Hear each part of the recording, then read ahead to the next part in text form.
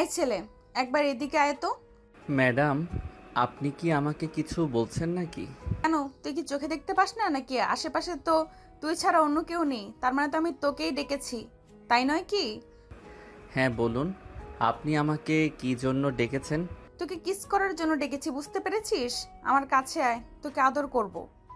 আরে ম্যাডাম, এসব আপনি কি বলছেন? আপনাকে আমি চিনি না, জানি না। আজকের আগে আপনার সঙ্গে আমার কখনো দেখা হয়নি। আর আপনি কি না বলছেন আপনি আমাকে কিস করবেন? ছি ছি ম্যাডাম, এসব কথা বলতে লজ্জা করে না? তাহলে তুই আমাকে জিজ্ঞাসা করলি কেন আমি তোকে কি কারণে ডাক দিয়েছি? তোর সঙ্গে আমার কোনো দরকার আছে সেই জন্যই তো ডাক দিয়েছি। কিন্তু তুই আমার কাছে না এসে দূর থেকে জিজ্ঞাসা করছিস আমি তোকে কেন ডাক দিয়েছি। ও আচ্ছা ম্যাডাম, ঠিক আছে। সরি, আমি আসলে বুঝতে পারিনি। যাই হোক, এবার আপনি বলেন আমাকে কেন ডাক দিয়েছেন। আমি এলাকায় নতুন এসেছি, এখানকার কোনো কিছু চিনি না আমি। আমার ছোট খালার বাড়িতে যাব, তুই কি আমাকে ওখান পর্যন্ত পৌঁছে দিতে পারবি? কার বাড়িতে যাবেন আপনি? আমি তুলসীপুর চৌধুরী বাড়িতে যাব। ও আচ্ছা, তাই নাকি? ওটা তো আমাদেরই বাড়ি। আপনি কার আত্মীয় হন? আমি আনাস চৌধুরীর বাড়িতে যাব, ওনার সঙ্গে আমার ছোট ফুফুর বিয়ে হয়েছে। আমি এই প্রথমবার ওনাদের বাড়িতে এসেছি। ও আচ্ছা, এটা তো ভালো কথা।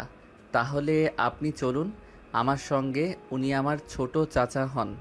যাই হোক, আপনাকে তো ছোট চাচার বিয়েতে দেখলাম না। এই ছেলে, তুই তো খুব বেশি কথা বলিস। আমি তোকে শুধু একটা ঠিকানায় পৌঁছে দেওয়ার জন্য বললাম, আর তুই তো একদম কথার বাজার নিয়ে বসে গেছিস। এত কথা বলিস কেন বলতো? আরে, আপনি এরকম কেন? আমি তো আপনাকে সাধারণ কিছু প্রশ্ন করলাম, এর জন্য কি এভাবে রেগে যেতে হয় নাকি? আপনি কি মঙ্গল গ্রহ থেকে উড়ে এসেছেন নাকি এখানে? একদম বেশি কথা বলা আমি পছন্দ করি না। তোকে যেটা বলেছি সেটাই কর। পারলে আমাকে আমার বলা ঠিকানা অনুযায়ী পৌঁছে দে, তা না হলে আমার চোখের সামনে থেকে দূরে সরে পড়। আমি নিজে নিজে এই ঠিকানা খুঁজে নিতে পারবো। আচ্ছা ঠিক আছে, আপনি চলুন আমার সঙ্গে। আরেকটা কথা বলি, আপনাকে কিন্তু দেখে মনে হয় না যে আপনি আমার থেকে বয়সে বড় হবেন। তাই এভাবে আমাকে তুই তুকারি করাটা কি খুব ভালো হচ্ছে? তো কি করব? তোকে কোলে নিয়ে নাচবো নাকি? দেখ, আমি না একদম লুতুপুতু মার্কা ছেলেদের পছন্দ করি না। ঠিক আছে ম্যাডাম, আপনি চলুন আমার সঙ্গে। হাজার হোক, আপনি আমাদের বাড়ির কুটুম। এই বলে হৃদয় রিহাকে নিয়ে বাড়ির উদ্দেশ্যে রওনা দেয়। আসলে হৃদয় এতক্ষণ ধরে রাস্তার পাশে বন্ধুদের সঙ্গে ক্রিকেট খেলছিল। আর ক্রিকেট খেলা শেষ হতে বাইরের দিকে তার রিহার সঙ্গে দেখা হয়। আর তারপর যা হলো তা তো আপনারা দেখতেই পেলেন। তো ভিউয়ার্স, চলুন কথা না বাড়িয়ে মূল গল্পে ফিরে আসা যাক। হৃদয় রিহাকে নিয়ে বাড়ির গেটের সামনে পৌঁছাতেই তার ছোট চাচি দৌড়ে এলেন। রিহাকে দেখেই উনি জড়িয়ে ধরে বলতে লাগলেন, কি অবস্থা মামুনি? তুমি কেমন আছো? রাস্তায় কোনো সমস্যা হয়নি তো? না ফুফু, কোনো সমস্যা হয়নি। আমি ভালোভাবেই চলে এসেছি। আর তারপর তোমাদের এখানে এসে ঝামেলা হয়েছিল, আমি তোমাদের বাড়ি খুঁজে পাচ্ছিলাম না। আর তখনই এই ছেলেটাকে খুঁজে পাই, আর এই ছেলেটা আমাকে এ পর্যন্ত নিয়ে আসে। ও হৃদয় তোমাকে এই পর্যন্ত নিয়ে এসেছে, তাহলে তো ভালোই হয়েছে। যাই হোক, তুমি ভিতরে যাও, ফ্রেশ হয়ে নাও, আমি তোমার জন্য খাবার নিয়ে আসছি। এই বলে রিয়া রান্নাঘরে চলে গেল। আর এদিকে রিহা রুমে এসে ড্রেস চেঞ্জ করে ফ্রেশ হয়ে নিল। আর তারপর নাস্তা করে নিল। নাস্তা শেষ হলে রিহা কিছুক্ষণ রুমে শুয়ে বিশ্রাম নেয়। আর তারপর ছাদে চলে আসে। এইদিকে তো হৃদয় তার ছোট ভাই বোনদের নিয়ে ছাদে বসে খেলা করছিল। তখনই রিহা সেখানে আসে। হৃদয়কে এমন অবস্থায় দেখে রিহা বলতে থাকে, এই ছেলে, তোমার কি লজ্জা করে না? এইটুকু ছোট বাচ্চাদের সঙ্গে তুমি খেলা করছো। তখনই পাশ থেকে হৃদয়ের ছোট ভাই সুজয় বলে ওঠে, আরে এই মেয়েকে আপনি আর এখানে কেন এসেছেন? আরে ভাই, আস্তে কথা বলো। উনি ছোট কাকির বড় ভাইয়ের মেয়ে। উনি আমাদের আত্মীয় হন। ওনার সঙ্গে ভদ্রভাবে কথা বলো। দেখেই বোঝা যাচ্ছে এক একটা উগান্ডার বংশধর। বাড়ির মেহমানের সঙ্গে কিভাবে কথা বলতে হয় এগুলো কি এরা জানে না নাকি? ম্যাডাম, ওরা ছোট মানুষ, ছেড়ে দিন না প্লিজ। ওদের কথায় আপনি কিছু মনে করবেন না। আমি ওদের হয়ে আপনার কাছে ক্ষমা চেয়ে নিয়েছি। ওরা তো আসলে জানে না কে আপনি। যে বাড়ির বড় মানুষগুলোই এরকম, সে বাড়ির ছোট মানুষগুলো আর কেমন হবে সেগুলো কি আর আমার বুঝতে বাকি হবে নাকি? যাই হোক, তোমাকে একটা কথা বলার ছিল। আমি তো শহরে বড় হয়েছি, গ্রামের পরিবেশ আমার কখনোই সেভাবে দেখা হয়ে ওঠেনি, তাই ভাবছি কাল একটু তোমাদের গ্রামটা ঘুরে দেখব। তুমি কি আমাকে তোমাদের গ্রামটা ঘুরিয়ে দেখাতে পারবে? এই প্রথমবার রিহার মুখ থেকে হৃদয় তুমি ডাকটা শুনতে পেয়ে অনেকটাই নরম হয়ে গেল। আর তারপর বলতে লাগলো, হ্যাঁ অবশ্যই, আমি আপনাকে আমাদের গ্রামটা ঘুরিয়ে দেখাবো। আমার কোনো সমস্যা নেই। তাছাড়া এখন তো আমার পরীক্ষাও শেষ হয়ে গেছে। আপাতত হাতে কোনো কাজ নেই। বন্ধুদের নিয়ে ঘোরাঘুরি আর খেলাধুলা করেই সময় কাটাচ্ছি। এরপর রিহার কোনো কথা বলার সুযোগ না দিয়ে সেখান থেকে নিচে চলে গেল। আর এদিকে হৃদয় তার ছোট ভাই বোনদের নিয়ে আরো বেশ কিছুক্ষণ খেলাধুলা করলো। আর তারপর বাসার ভিতরে চলে আসে। সেদিন সন্ধ্যাবেলা সবাই চা নাস্তার আড্ডা দিচ্ছিল। তখনই হৃদয়কে তার আব্বু বলে, হৃদয়, আগামীকাল মনে হয় তোমার এক্সামের রেজাল্ট দিবে। তো তুমি কি চিন্তাভাবনা করেছো কোথায় ভর্তি হবে? আমি তো এখনও সেরকমভাবে কোনো কিছুই চিন্তা ভাবনা করিনি। তোমরা যেটা বলবে আমি সেটাই করব। তাছাড়া তোমরা তো জানোই আমি কখনো তোমাদের সিদ্ধান্তের বাইরে গিয়ে কোনো কিছুই করি না। এবারেও আমি তোমাদের উপর ছেড়ে দিলাম। তোমরা যেখানে আমাকে ভর্তি করাতে চাইবে আমি সেখানেই ভর্তি হব। ভাইজান, আমি বলছিলাম কি, এবার না হয় হৃদয়কে ঢাকাতে ভর্তি করান। হ্যাঁ, সেটা তো আমিও চাইছিলাম, কিন্তু কিভাবে সেটা সম্ভব হবে সেটাই করতে পারছি না। কারণ তুমি তো জানোই আমি আমার ছেলেকে কখনোই হোস্টেলে রেখে পড়াশোনা করাবো না। আমি আমার ছেলেকে আমার কাছে কিংবা আমার কোনো আত্মীয়ের কাছে রাখতে চাই, কিন্তু ঢাকাতে সেটা অসম্ভব। ভাইজান, আপনি অসম্ভব কেন বলছেন? ঢাকাতে তো আমার বাবার বাড়ি, আর আমার ভাইয়ের বিশাল এক বড় একটা বাড়ি সেখানে। তাছাড়া বাড়িতে মাত্র 3 জন সদস্য, আমার ভাইয়া, ভাবি আর তাদের একমাত্র মেয়ে। হৃদয় যদি সেখানে চলে যায় তাহলে তাদের কোনো সমস্যা হবে না। আর তাছাড়া আমি এ ব্যাপারে ভাইয়ের সঙ্গে কথাও বলেছি, ভাইয়া বলেছে হৃদয়কে পাঠিয়ে দিতে। এটা তুমি কি বলছো? তুমি আমার সঙ্গে কোনো কথা না বলে তোমার ভাইয়ের সঙ্গে সরাসরি কথা বলে ফেলছো। তুমি তো দেখছি সত্যি দায়িত্ববান। হ্যাঁ ভাইজান, হৃদয় কি শুধু আপনার একারই ছেলে? সে তো আমাদের বাড়ির ছেলে, তার প্রতি তো আমাদের সবার দায়িত্ব আছে। তাই আপনার সঙ্গে কথা না বলেই আমি আমার ভাইয়ের সঙ্গে কথা বলে ফেলেছি। এখন যদি আপনি তাকে ওখানে পড়াতে না পাঠান তাহলে তো সেটা আলাদা ব্যাপার। তুমি যখন কথা বলেই ফেলছো তখন তো আর কোনো ঝামেলা নেই। তাছাড়া তুমি তো আর আমার ছেলের খারাপ চাইবে না। তাহলে হৃদয়কে ঢাকাতেই ভর্তি করাবো। ঠিক আছে ভাইজান, কোনো সমস্যা নেই। তাহলে আমি ভাইয়াকে ফোন দিয়ে বলে দেব হৃদয় কনফার্ম সেখানে যাচ্ছে। এভাবেই কথা বলা শেষ হলে সবাই নিজেদের রুমে চলে যায়। রাতের খাওয়া দাওয়া শেষ হওয়ার পর সবাই নিজেদের রুমে ঘুমাতে যাবে। তখনই রিহার ফুপি রিহাকে বলে, রিহা, তোমার আঙ্কেল তো বাসায় আছেন, এখন তুমি আমার সঙ্গে ঘুমাতে পারবে না। তুমি একটা কাজ করো, হৃদয়ের পাশের রুমে গিয়ে ঘুমিয়ে পড়ো। ফুফু, তুমি তো জানোই আমি একা একা থাকতে খুব ভয় পাই। এখনো আম্মুকে সঙ্গে নিয়ে ঘুমাই। তাছাড়া এটা নতুন জায়গা, এখানে আমি একা একা ঘুমাতে পারবো না। তাহলে একটা কাজ করো, তুমি হৃদয়ের সঙ্গে হৃদয়ের রুমে গিয়ে ঘুমিয়ে পড়ো। অসম্ভব, এটা আমি কখনোই করতে পারবো না। হ্যাঁ কাকিমা, সে একদম ঠিক কথাই বলেছে। এই মেয়েকে নিয়ে আমি কেন আমার রুমে ঘুমাতে যাব? তুমি এক কাজ করো, তুমি নিশির রুমে ওকে পাঠিয়ে দাও। নিশি তো একাই ঘুমায়। নিশির সঙ্গে ঘুমালে নিশ্চয়ই কোনো সমস্যা হবে না। ও হ্যাঁ, এতক্ষণে একদম ঠিক কথাই বলেছো। আসলে আমি ভুলেই গিয়েছিলাম যে নিশি বাড়িতেই আছে। যাই হোক, কোনো সমস্যা নেই। রিহা, তুমি নিশির সঙ্গে গিয়ে ঘুমিয়ে পড়ো। ঠিক আছে ফুফু, কোনো সমস্যা নেই। আমার ঘুম পাচ্ছে, আমি তাহলে আসছি। এই বলে রিহা নিশির রুমে চলে গেল নিশির সঙ্গে ঘুমানোর জন্য। নিশি হলো হৃদয়ের ছোট বোন। তারপর তারা দুজন ওই রুমে শুয়ে ঘুমিয়ে পড়ল। মাঝরাতে হঠাৎ রিহার খুব জোরে পানি পিপাসা পেল। সে ঘুম থেকে উঠে থাকলেও রুমে কোথাও কোনো পানি নেই। তাই সে রুম থেকে বের হয়ে কিচেনের দিকে গেল পানি খাওয়ার জন্য। আর তখনই হৃদয়ও ঘুম থেকে উঠেছিল। কেন জানি হঠাৎ তার ঘুমটা ভেঙে গেল। কিচেনের দিকে লাইট দেখে হৃদয় কিচেনের দিকে এগিয়ে যায়। রিহাকে সেখানে দেখে হৃদয় অনেকটাই অবাক হয়ে যায়। অবাক হয়ে গিয়ে জিজ্ঞেস করে, কি ব্যাপার ম্যাডাম, আপনার কি মাঝরাতে ক্ষুধা লাগার অভ্যাস আছে নাকি? থাকলে তোমার কি সমস্যা? না, আমার কোনো সমস্যা নেই। তাছাড়া আমার কোনো সমস্যা থাকতে যাবেই বা কেন? আসলে আমাদের বাড়িতে তো কখনো কাউকে মাঝরাত্রে খাবার খেতে দেখিনি। এই প্রথম আপনাকে মাঝরাত্রে কিচেনে দেখলাম, তাই আমার মনে প্রশ্ন জাগলো আর কি। মনে প্রশ্ন আসলেই যে কাউকে প্রশ্ন করতে হবে এরকমটা তো কোনো হাদিসে লেখা নেই। তাই অযথা আমাকে বিরক্ত করা থেকে বিরত থাকলেই ভালো হতো। ম্যাডাম, আপনি এরকম কেন? কোনো কথা বললে এভাবে রেগে যান। আপনার কি রেগে যাওয়া ছাড়া আর কোনো কাজ নেই নাকি? আমি কি আপনাকে কোনো খারাপ কথা জিজ্ঞাসা করেছি নাকি? খারাপ না ভালো সেটা তো আমার দেখার ব্যাপার না। আমাকে কেউ কোনো প্রশ্ন করবে, আমি কি কোনো খারাপ কাজ করেছি নাকি যে আমি কাউকে কোনো কারণে প্রশ্ন করতে যাবে? আই অ্যাম সরি, আমার ভুল হয়েছে। প্লিজ আপনি আমাকে ক্ষমা করে দিন, কিন্তু এই প্রসঙ্গ নিয়ে আর কথা না বলি। এই কথা বলে হৃদয় কিচেন থেকে বের হয়ে নিজের রুমের দিকে অগ্রসর হচ্ছিল। তখনই পিছন থেকে রিহা বলতে লাগলো, আচ্ছা আমি না হয় কোনো একটা কারণেই এখানে এসেছি। আপনি আমাকে বলেন তো, আপনি এখানে কেন এসেছেন? আপনারও তো এখন ঘুমানোর কথা। তাছাড়া আপনার বেডরুম থেকে কিচেন রুম অনেকটাই দূরত্বে। তাহলে আপনি এখানে কেন এসেছেন? আমাকে ফলো করতে নাকি? দেখুন ম্যাডাম, আপনাকে ফলো করার কোনো ইচ্ছে আমার নেই। আমার হঠাৎ করেই ঘুমটা ভেঙে গেল। অনেক চেষ্টার পরও ঘুম আসছিল না, তাই ভাবলাম বেলকনিতে কতক্ষণ হাঁটাহাঁটি করব।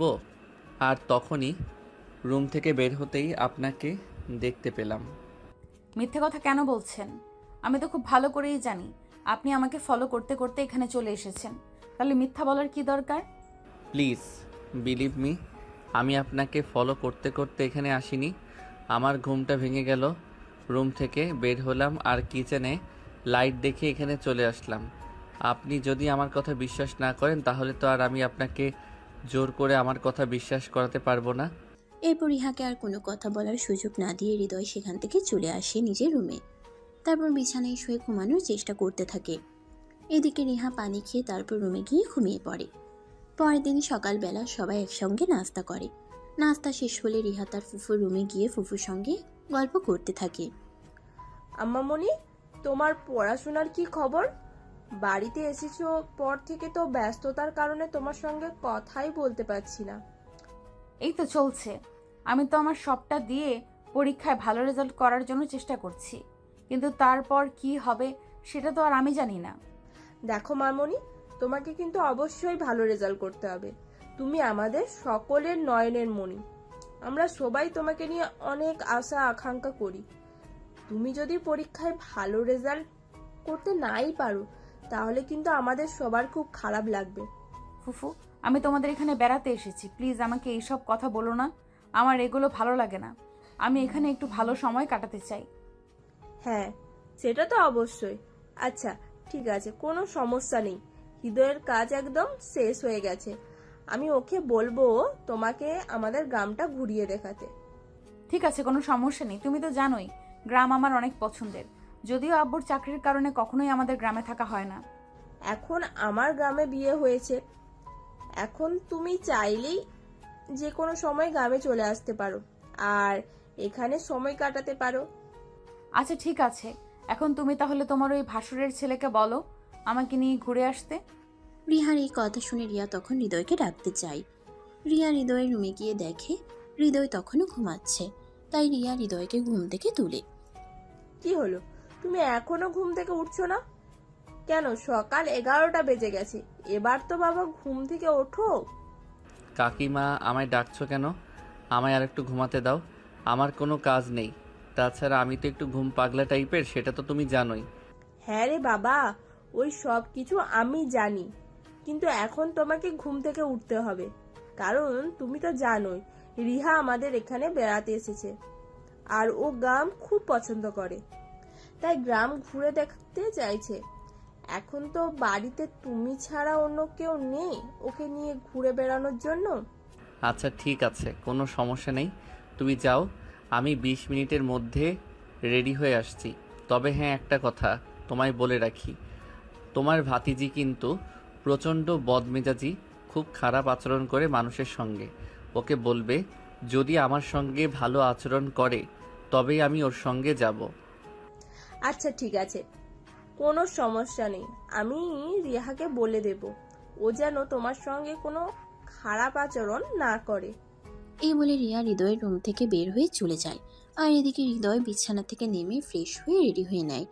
সকালে 11:30-এর দিকে হৃদয় ড্রয়িং রুমে আসে। আর ড্রয়িং রুমে এসে দেখতে পায় রিহা রেডি হয়ে তার জন্য অনেকক্ষণ ধরেই অপেক্ষা করছে। রিহা এমনিতেই যথেষ্ট সুন্দরী, তবে খুবই হ্যাংলা পাতলা একটা মেয়ে। এদিকে আজ রিহা পিঙ্ক কালারের একটা শাড়ি পরেছে, সেই সঙ্গে ম্যাচিং করা কাচের চুড়ি, কানে এক জোড়া ঝুমকো, আর চুলগুলো খুলে রেখেছে। এতে যেন মনে হচ্ছে স্বর্গ থেকে এক পরী নেমে এসেছে। এটা দেখে হৃদয় নিজের মন থেকেই গেয়ে উঠল। খাইরুন লো, তোর লম্বা মাথার কেশ, চিরল দাঁতের হাসি দিয়া পাগল করলি দেশ, হাত দুখানা কাচের জড়িয়ে ঝুমুর ঝুমুর বাজে। ব্যাস এই পর্যন্তই। এরপরে রিহা ধমক মেরে বলে উঠল, স্টপ দিস ননসেন্স। এসব কি হচ্ছে? কি সব আবল তাবলের মতো গান গাওয়া শুরু করে দিয়েছেন? এসব আবালের গান বন্ধ করেন, আর এখন আমাকে নিয়ে বের হবেন কিনা সেটাই বলেন। আপনার এসব আবাল মার্কা গান শুনে আমার তো মেজাজ খারাপ হয়ে যাচ্ছে। তো আমি কি করব বলেন? আপনি এত সুন্দর করে সাজুগুজু করেছেন, আর আপনার চুলগুলো এত সুন্দর, দেখতে এত সুন্দর লাগছে, তো কি করব? আমার মনে গান চলে আসলো। দেখো, একদম ফ্লার্টিং করার চেষ্টা করবে না। আমি খুব ভালো করেই জানি আমি দেখতে কেমন, তাই আমাকে পাম দেওয়ার কোনো প্রয়োজন নেই। আসলে এই কথাটা সত্য যে মেয়েদের সামনে কখনো সত্য কথা বলতে হয় না, কারণ সত্য কথা বললে মেয়েরা কখনোই সেটা বিশ্বাস করে না, উল্টে আরও পাশের মানুষটাকে হাজারটা কথা শুনিয়ে দেয়। হয়েছে, আপনাকে আর সত্য কথা বলতে হবে না। আপনাকে এত সত্য কথা বলার জন্য কে বলেছে বলেন? এখন কি আপনি বের হবেন, নাকি আমি জামা কাপড় খুলে ফেলবো? আরে না, এসব আপনি কি বলছেন? চলুন তো ম্যাডাম, কিসে করে যাবেন, গাড়িতে না বাইকে? তুমি বাইক চালাতে পারো? আরে ম্যাডাম, আমি ছেলে মানুষ, আমি যদি বাইক চালাতে না পারি তাহলে কি করব? আমি খুব ভালো বাইক চালাতে পারি। আপনার ইচ্ছে থাকলে আপনি আমার সঙ্গে যেতে পারেন। তাহলে বাইকেই যাব। আমার বাইকে যেতে খুব ভালো লাগে।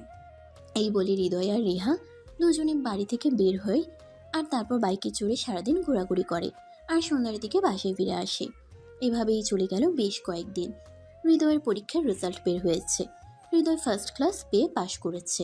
সে খুশিতে সারা বাড়িতে আনন্দ উল্লাস চলছে। তখনই রিহা শহরে চলে আসার সময় হয়ে গেল। ফুফু, আমাকে তো এবার ঢাকায় ফিরে যেতে হবে।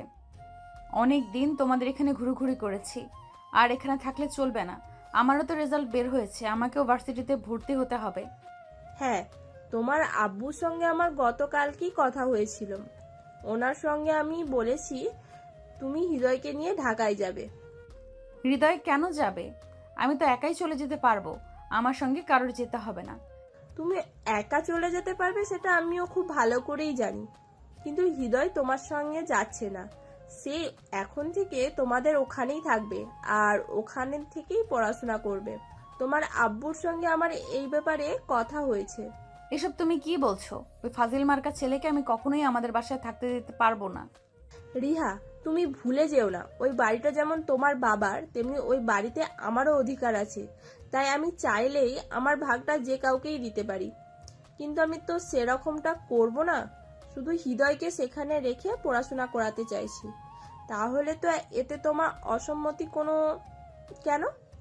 তাছাড়া তোমার বাবা নিজেই তো সম্মতি দিয়েছেন, তাহলে তুমি কেন অসম্মতি জানাচ্ছ? এই ছেলেটাকে আমার পছন্দ নয়, তাই। দেখো, তোমার পছন্দ অপছন্দের উপর তো আর আমরা সবকিছু ছেড়ে দিতে পারি না। আমরা তোমার গার্ডিয়ান, আর তোমাদের ব্যাপারে সিদ্ধান্ত নেওয়ার যথেষ্ট অধিকার আমাদের রয়েছে। তুমি এখনো অনেক ছোট, আর এখন তোমার আবেগ দিয়ে সবকিছু চিন্তা করার সময়। তাই আবেগ দিয়ে সবকিছু চিন্তা করলেই হয় না, বিবেক দিয়েও সবকিছু চিন্তা করলে ভাবতে হয়, যেটা বয়স এখনো তোমার হয়ে ওঠেনি। যখন হবে তখন তুমি বুঝতে পারবে। এই বলে রিহাকে আর কোনো কথা বলার সুযোগ না দিয়ে তার ফুফু সেখান থেকে সোজা হৃদয়ের রুমে চলে গেল, আর হৃদয়কে বলতে লাগলো, হৃদয়, তুমি তোমার লাগেজপত্র গুছিয়ে নাও। কাল সকালেই তুমি আর রিহা ঢাকার উদ্দেশ্যে রওনা দেবে। আমি আমার ভাইয়ের সঙ্গে কথা বলে রেখেছি, তুমি ওখানে গেলেই রিহা আর তোমাকে একই ভার্সিটিতে ভর্তি করানো হবে। ঠিক আছে কাকিমা, কোনো সমস্যা নেই, তোমরা যেটা ভালো মনে করো আমি সেটাই করব। এই বলে হৃদয় নিজের সমস্ত জিনিসপত্র গুছিয়ে নেয়, আর পরের দিন সকালবেলা বাড়ির সবার কাছ থেকে বিদায় নিয়ে ঢাকার উদ্দেশ্যে রওনা দেয়। এই বলে হৃদয় নিজের সমস্ত জিনিসপত্র গুছিয়ে নেয়, আর পরের দিন সকালবেলা বাড়ির সবার কাছ থেকে বিদায় নিয়ে ঢাকার উদ্দেশ্যে রওনা দেয়। সেখানে এসে পৌঁছাতে পৌঁছাতে প্রায় বিকেল হয়ে আসলো। বাড়ির সামনে এসে কলিং বেলের চাপ দিতেই রিহার আম্মু দরজা খুলে দেয়। রিহা বাড়ির ভিতরে প্রবেশ করে কাউকে কোনো কিছু না বলেই নিজের রুমে চলে যায়। অপরদিকে হৃদয় রিহার আম্মুকে সালাম দেয় আর কুশল বিনিময় করে। আসসালামু আলাইকুম আন্টি, কি অবস্থা? কেমন আছেন আপনি? ওয়ালাইকুম আসসালাম বাবা। এই তো আলহামদুলিল্লাহ, আল্লাহর রহমতে ভালো আছি। তুমি ভেতরে আসো, ফ্রেশ হয়ে খাওয়া দাওয়া করে বিশ্রাম নাও, তারপর তোমার সঙ্গে কত কথা বলা যাবে। ঠিক আছে আন্টি, আপনাকে অসংখ্য ধন্যবাদ। অতঃপর রিহার আম্মু হৃদয়কে নিয়ে বাড়ির ভিতরে চলে গেল আর হৃদয়কে একটা রুম দেখিয়ে দিল। হৃদয় সেখানে গিয়ে নিজের লাগেজ আর প্রয়োজনীয় জিনিসপত্র রেখে ওয়াশরুমে চলে গেল ফ্রেশ হওয়ার জন্য। ফ্রেশ হয়ে এসে দেখে তার বাড়ি থেকে ফোন এসেছে। আসসালামু আলাইকুম আব্বু, বলো কি বলবে? ওয়ালাইকুম আসসালাম বাবা। তুমি কি ঢাকায় গিয়ে ঠিকঠাক মতো পৌঁছেছো? হ্যাঁ আব্বু, এই তো কিছুক্ষণ হলো আমি এখানে এসে পৌঁছেছি। এই তো সবেমাত্র ফ্রেশ হয়ে আসলাম। আচ্ছা বাবা, ঠিক আছে, কোনো সমস্যা নেই, তুমি কোনো চিন্তা করো না। ওখানে তোমার আঙ্কেল আন্টি আছেন, ওনারাই তোমার সব কিছু দেখে নেবেন। আচ্ছা আব্বু, ঠিক আছে, তাহলে এখন রাখি, পরে ফোন করে কথা বলা যাবে। এই বলে হৃদয় ফোনটা কাটতে না কাটতেই ডাইনিং টেবিল থেকে রিহার আম্মুর গলার আওয়াজ শুনতে পেল। হৃদয়, ও হৃদয়, একবার ড্রয়িং রুমের টেবিলে আসো, আমি তোমার জন্য খাবার নিয়ে আসছি। আচ্ছা আন্টি, ঠিক আছে, আমি এক্ষুনি আসছি। এই বলে হৃদয় খাবার খাওয়ার জন্য টেবিলে চলে গেল। সে টেবিলে গিয়ে বসতেই রিহার আম্মু তাকে খাবার বেড়ে দিল। সে খাওয়া শুরু করলো, কিন্তু রিহা খাবার টেবিলে আসেনি। এটা দেখে হৃদয় রিহার আম্মুকে প্রশ্ন করলো। আন্টি রিহা কোথায়? ও তো আমার সঙ্গে সকালবেলা বাসা থেকে খাওয়া দাওয়া করে বের হয়েছে, ওরও তো খাবার খাওয়া প্রয়োজন, ও আসেনি কেন? ওর কথা বলো না বাবা, ওর যে কখন কি হয় সেটাই বুঝে উঠতে পারি না। তুমি খাবারটা খেয়ে নাও, ওর যখন রাগ মিটে যাবে ও নিজে এসে খাবার খেয়ে নেবে। ও আচ্ছা, বুঝতে পেরেছি, কিন্তু ও কেন রাগ করেছে? আমি এখানে এসেছি বলে? না বাবা, সেরকম কোনো ব্যাপার নাই, এসব কিছু নিয়ে তোমাকে চিন্তা করতে হবে না। তুমি তোমার মতো এখানে থাকো, আমি সব কিছু তোমার কাকির কাছ থেকে শুনেছি। ওসব নিয়ে তুমি একদম চিন্তা করবে না, আমরা এখনো বেঁচে আছি। কিন্তু তারপরেও আন্টি, ও আমাদের মেয়ে, আমার জন্য ওর এখানে কোনো সমস্যা হলে আমার তো এখানে থাকা উচিত নয়। আমি না হয় গ্রামে ফিরে যাই। না বাবা, এই কথাটা যতটুকু বলেছো তো বলেছো, আর ভুল করেও এই কথাটা বলো না, তাহলে তোমার কাকিমা অনেক ঝগড়াঝাটি করবে। তুমি তো জানোই তোমার কাকিমা কেমন মানুষ, উনি নিজ দায়িত্বে তোমাকে এখানে পাঠিয়েছে, আর এখন যদি তোমাকে এখান থেকে ফিরে যেতে হয় তাহলে এর পরিণাম কি হবে তুমি জানো না? কিন্তু তাই বলে আমার জন্য আরেকজনের ঝামেলা? এইসব কিছু না বাবা, দেখবে 2-3 দিন গেলে এমনি এমনি সব কিছু ঠিক হয়ে যাবে। এখন তুমি খাবার খাওয়া শুরু করো তো, ওকে নিয়ে চিন্তা কোনো কারণ নেই। হৃদয় তখন আর কোনো কথা না বলে চুপচাপ খাবার খেতে শুরু করলো। খাওয়া দাওয়া শেষ হলে সে নিজের রুমে গিয়ে ঘুমিয়ে পড়ল। অপরদিকে রিহার আম্মু রিহার সঙ্গে কথা বলতে গেল। কি ব্যাপার রিহা, এসব কি হচ্ছে? তুমি এগুলো কেন করছো? আমার ইচ্ছে হয়েছে তাই আমি করছি। তুমি জানো না আমি বেশি মানুষ দেখতে পছন্দ করি না। এই সব কিছু জানার পরেও ফুফু কেন এরকমটা করলো? ফুফু তো জানতো আমি বাইরের মানুষ আমার বাড়িতে একদম অ্যালাউ করি না, তারপরেও এরকমটা করেছে। দেখো মা, এসব ব্যাপার নিয়ে তুমি একদম ঝামেলা করো না। ছেলেরা তো এখানে সারা জীবনের জন্য চলে আসেনি, এই তো কয়েকটা বছর থাকবে, মাত্র পড়াশোনা শেষ হলে তারপর তো এখান থেকে চলেই যাবে। তাহলে এত ঝামেলা করার কি আছে? তাছাড়া সে তো আর তোমার রুমে থাকছে না, সে তো আলাদা রুমেই থাকছে। সে যাই হোক না কেন, আমি এসব একদম সহ্য করতে পারবো না। তুমি এই ছেলেটাকে বলো এখান থেকে চলে যেতে। রিয়া, তুমি এসব ফালতু বকা বন্ধ করো। তোমার আব্বু যদি এসব জানতে পারে তাহলে কিন্তু তোমার আব্বুও প্রচন্ড ক্ষেপে যাবে। সে তুমি চেষ্টা করে দেখতেই পারো, কিন্তু কোনো কাজ হবে না। আব্বুটা আমার, আমি জানি আমার আব্বু কখন কি করে না করে। আর তুমি হয়তো এটা ভুলে গেছো যে আমার আব্বু আমার পছন্দের কাজগুলোই করতে পছন্দ করে। দেখো, সবটা কিন্তু এক ব্যাপার নয়। এখানে তোমার ফুপু হৃদয়কে পাঠিয়েছে, আর তোমার আব্বু তোমাকে যতটা না ভালোবাসে তোমার ফুপুকে তার চেয়েও বেশি ভালোবাসে, এটা তুমি জানো না? ঠিক আছে, এটা সময় হলে দেখা যাবে। আগে আব্বু বাড়িতে আসুক। রিহার আম্মু তখন কোনো কথা না বলে চুপচাপ রুম থেকে বের হয়ে নিজের রুমে চলে গেলেন। আর এদিকে রিহা অপেক্ষা করতে লাগলো কখন তার বাবা বাড়িতে আসবে আর সবকিছু তার বাবাকে খুলে বলবে। রাত 10টার দিকে তার বাবা বাড়িতে আসলো। ইউনিফর্ম খুলতে যাবে তখন রিহা তার বাবার রুমে প্রবেশ করে। তার বাবা রিহাকে দেখে বলল, কি ব্যাপার মামনি, কি হয়েছে? তোমাকে এরকম দেখাচ্ছে কেন? আর বাসায় কখন আসলে? আমাকে ফোন দিয়ে জানালে না? রিহা তখন কোনো কথা না বলে মুখ গোমড়া করে বসে রইল। এটা দেখে তার আব্বু খুব ভালোভাবে বুঝতে পারলো তার মেয়ের মন খারাপ হয়েছে। তাই তিনি রিহার কাছে গিয়ে বসলেন আর তার মাথায় হাত রেখে বলতে লাগলেন, কি ব্যাপার মামনি, কি হয়েছে? তোমার মন খারাপ কেন? কেউ কি তোমার কিছু বলেছে? আব্বু, আমি তো তোমার সন্তান, তাই নাকি? তুমি তো আমার যেটাতে ভালো হবে সেটাই করবে, তাই না? হ্যাঁ অবশ্যই মা, তুমি যেটা কমফোর্টেবল তুমি যেটাতে তুমি খুশি থাকবে, আমি তো সেটাই সব সময় করার চেষ্টা করি। কেন, কি হয়েছে? এসব কথা এখন কেন বলছো? আব্বু, ফুফু তার ভাসুরের ছেলেকে এখানে পাঠিয়েছে পড়াশোনা করানোর জন্য, কিন্তু আমি এটা চাই না। আমি চাই না ছেলেটা আমাদের বাড়িতে থাকুক। এসব তুমি কি বলছো মা? তোমার কি মাথা খারাপ হয়ে গেছে? তুমি তো জানোই তোমার ফুফুর সম্পর্কে এসব কথা যদি তোমার ফুফু জানতে পারে তাহলে কিন্তু প্রচণ্ড রাগ করবে। তাছাড়া এই বাড়িতে যতটুকু অধিকার আছে ঠিক তোমার আর চাইতে বেশি অধিকার কিন্তু তোমার ফুপুর, কারণ তুমি পরের জন্ম নিয়েছো আর তোমার ফুপু কিন্তু আগে জন্ম নিয়েছে। তাই তোমার ফুপুর সিদ্ধান্তে কে অবহেলা করো না। তার মানে আমি খুব ভালোভাবেই বুঝতে পেরেছি এই বাড়িতে আমার কোনো মূল্য নেই। আমি যাই কিছু করি আর যাই কিছু বলি না কেন, কেউ আমার কোনো কথাই শুনবে না। তোমাদের কথাই সর্বোপরি বহাল থাকবে, তাই না? দেখো আম্মু, বিষয়টা আসলে এরকম নয়, তুমি বিষয়টা বোঝার চেষ্টা করো। আমি আর কোনো কিছু বুঝতে চাই না। আমি খুব ভালোভাবেই বুঝতে পেরেছি এবার এটি যে আমার সিদ্ধান্তের কোনো মূল্য নেই। যাই হোক, তোমাদের যেটা ভালো মনে হয় তোমরা সেটাই করো। তবে একটা কথা আমি তোমাদেরকে বলে দিচ্ছি, ওই ছেলেটা যেন আমার রুমের আশেপাশেও না যায়, আর আমাকে সব সময় যেন দূরে দূরে থাকার চেষ্টা করে। এসব তুমি কেমন কথা বলছো? না, আমি তো সেটাই বুঝতে পারছি না। একটা মানুষ এক বাড়িতেই থাকবে আর সে তোমার থেকে নিজের দূরত্ব কি করে বজায় রাখবে সেটা তুমিই বলো।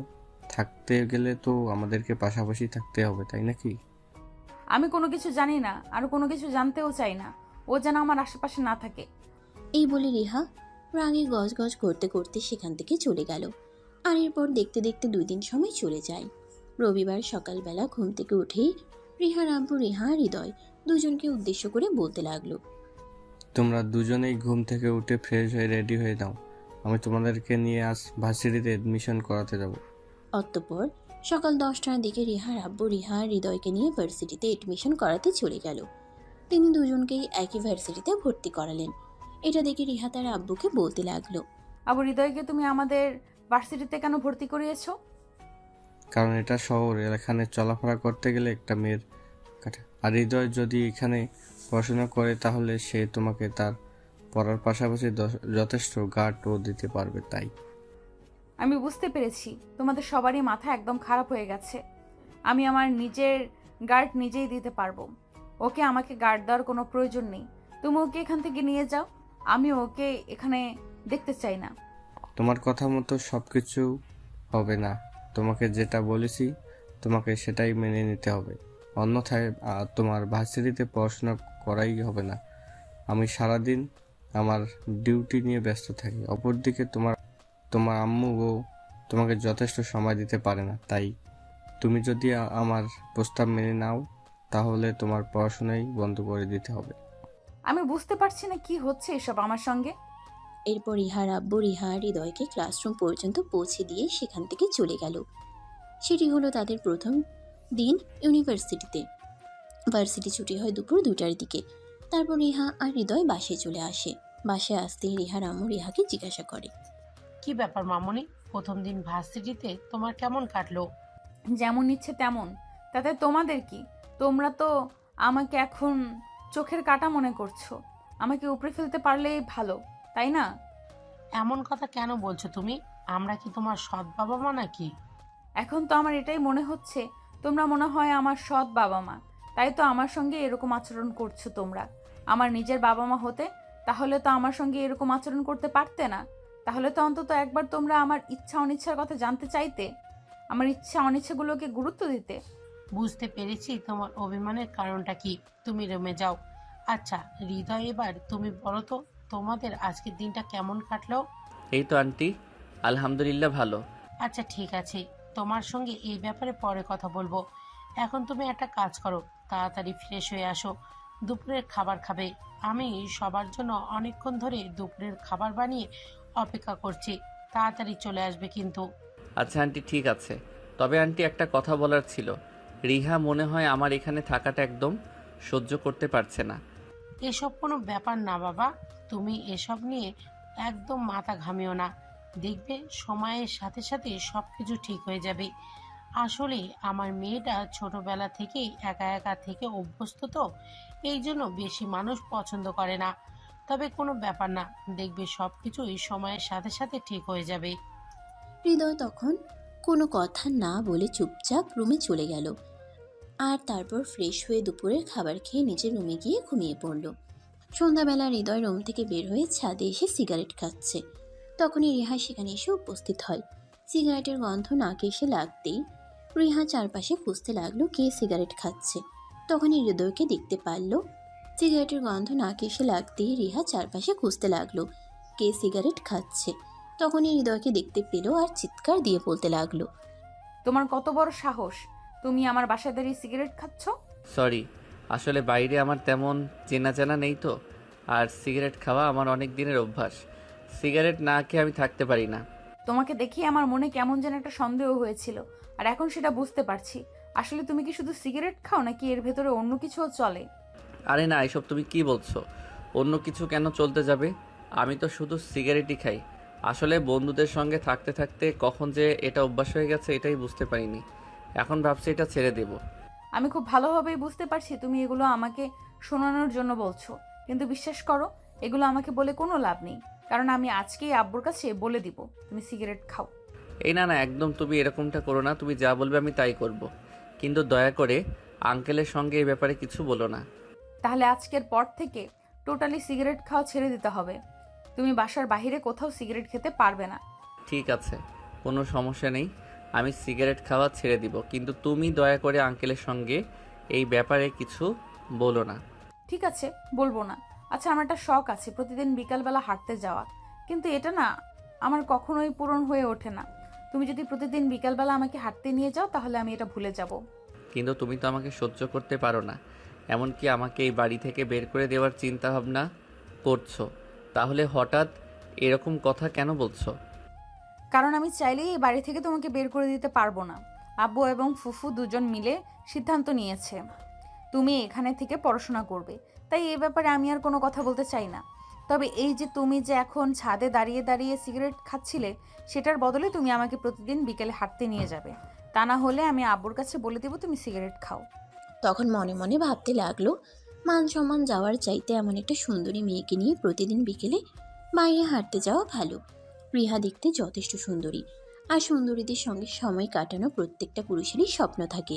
তাই বেশ কিছুক্ষণ চিন্তা ভাবনা করে হৃদয় রিহাকে বলে, ঠিক আছে, কোনো সমস্যা নেই, আমি প্রতিদিন বিকেলে তোমাকে নিয়ে ঘুরতে বেরোবো। এখন নিচে চলো, সন্ধ্যা নেমে গেছে, পড়তে বসতে হবে।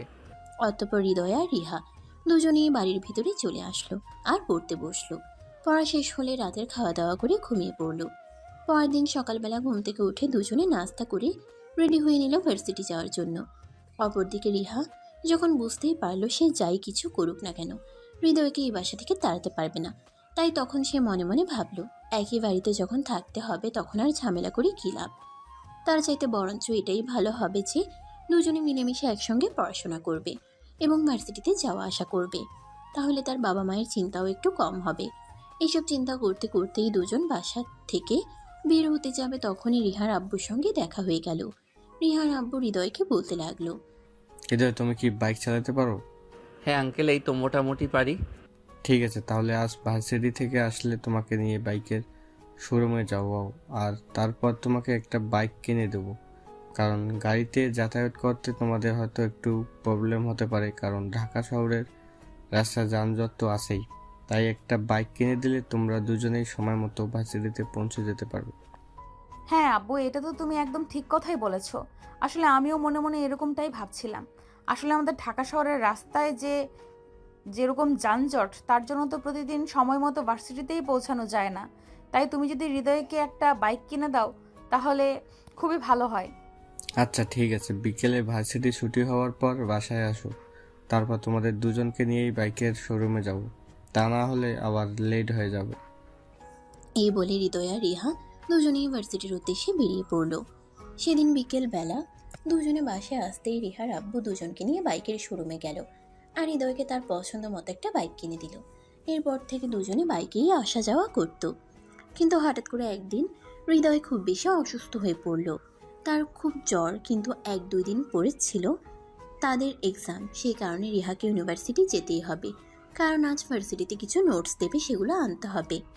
তাই হৃদয় রিহাকে বলল, রিহা তুমি একটা কাজ করো, তুমি একা একাই ভার্সিটিতে চলে যাও।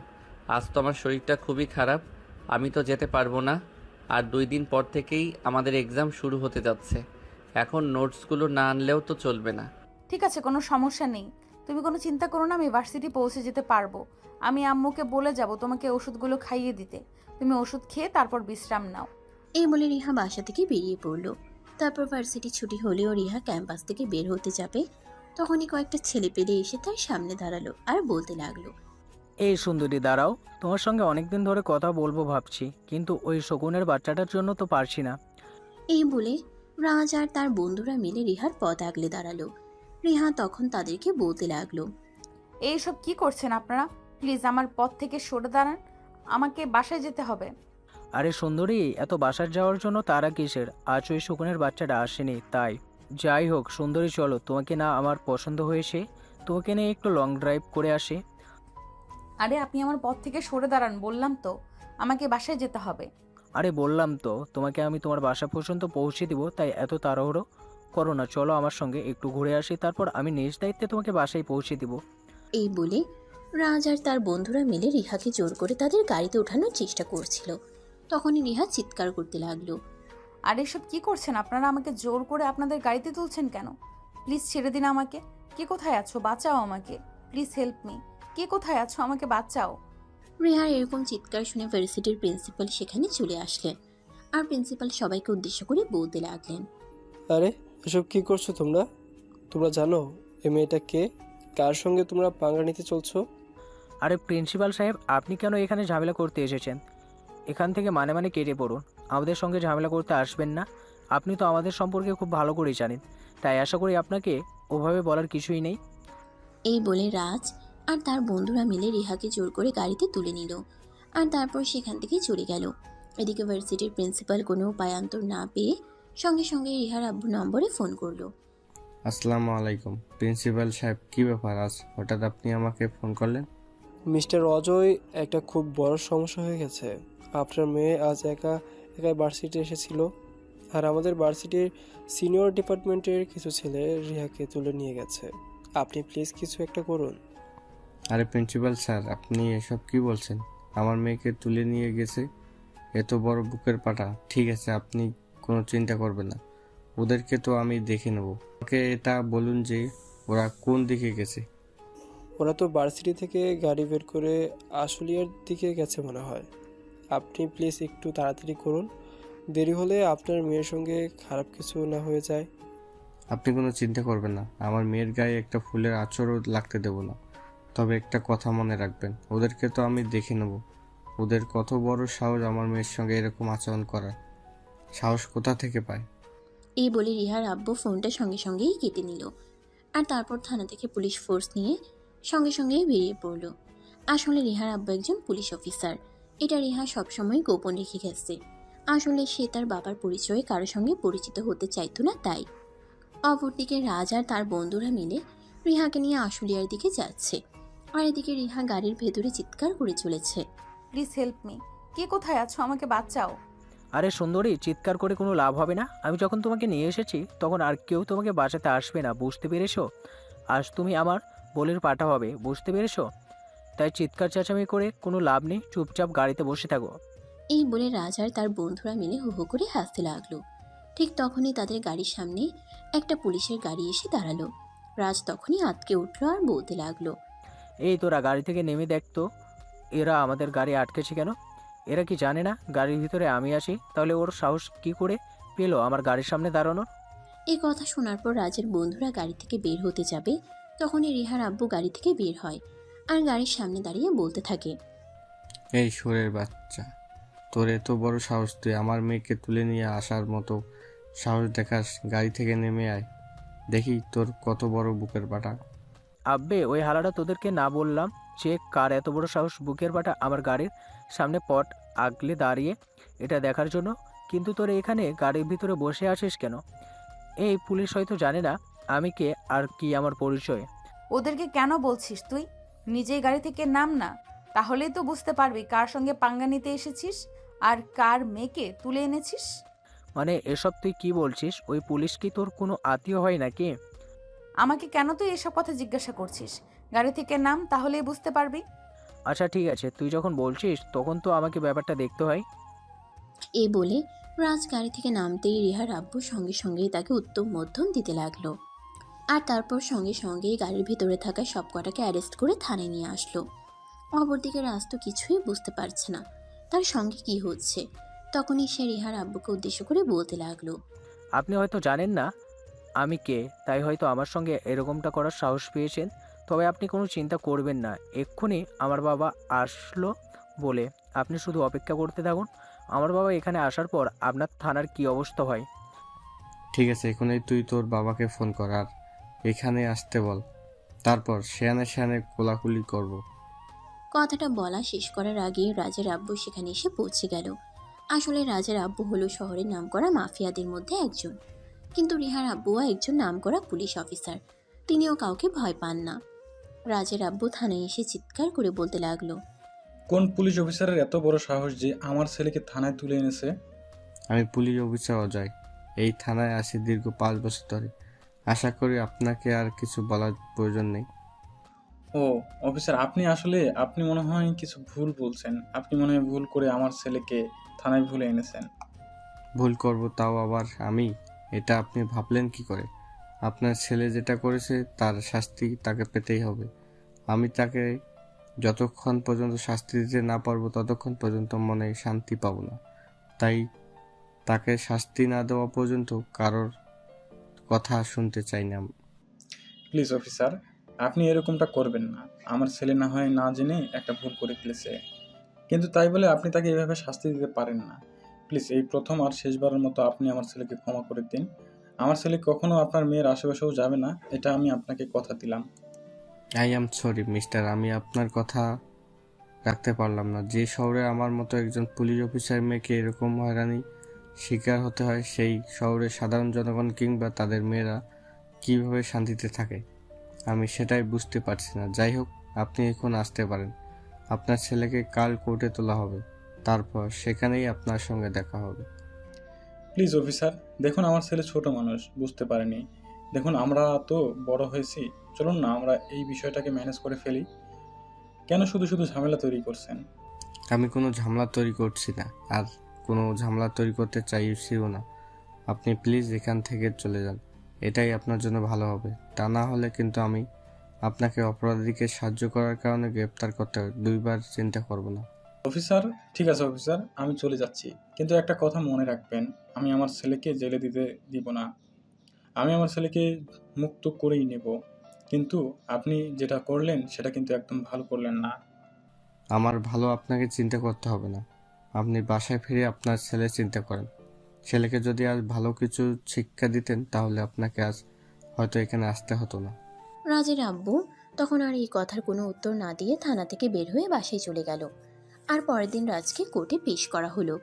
আর তারপর জজ সাহেবের সামনে তার বিরুদ্ধে অভিযোগ পেশ করা হলো। সবকিছু শুনে জজ সাহেব রাজকে 6 মাসের কারাদণ্ড দিল। বিচার সভা শেষ হলে রাজকে জেল হাজতে নিয়ে যাওয়া হচ্ছিল। তখনই রাজের আব্বু তার সামনে এসে দাঁড়ালো।